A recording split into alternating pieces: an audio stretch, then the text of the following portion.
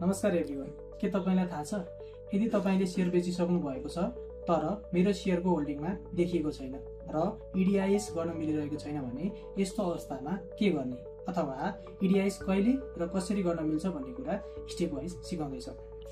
सबैभन्दा पहिले मेरो शेयरमा लगइन गर्नुहोस्। मेरो शेयर एप होइन, वेब ब्राउजरबाट लगइन गर्नुहोस् र मेरो शेयरको मेनुमा रहेको इडिआइएस अप्सनमा क्लिक गर्नुहोस्।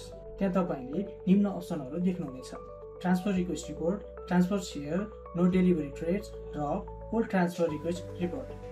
पहिला ट्रान्सफर रिक्वेस्ट रिपोर्ट भन्नाले तपाईले इडिआइएस गरिसक्नु भएको शेयर ट्रान्सफर भयो कि भएन भनेर हेर्न प्रयोग हुन्छ र यसमा केही फिल नगरी सर्च गर्नुहोस् र लास्ट पेजमा जानुहोस्। त्यहाँ हजुरहरूले सेटल्ड अर इनिसिएटेड देख्नुभयो भने हजुरहरूले इडिआइएस गरिसक्नु भइसकेको भनेर बुझिन्छ।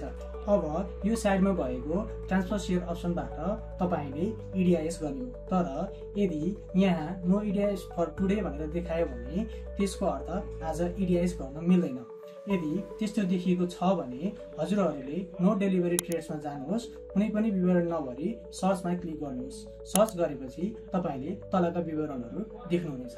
त्यहाँ contact number, nodal start date अर्थात् book close start date, nodal in date अर्थात् book close in date, traded date र सेल्स गरिएको स्क्रिप्ट देखिन्छ।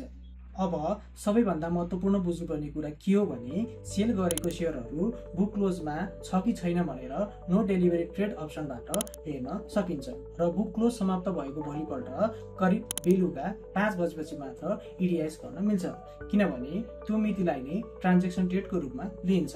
त्यसैले हजुरहरूले यही अप्सनमा हेरेर इडिआइएस गर्न सक्नुहुन्छ।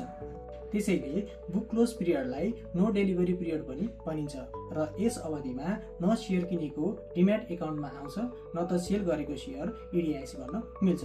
नो डेलिभरी पिरियडमा रहेको शेयरको विवरण हाम्रो वेबसाइटमा पनि हेर्न सकिन्छ।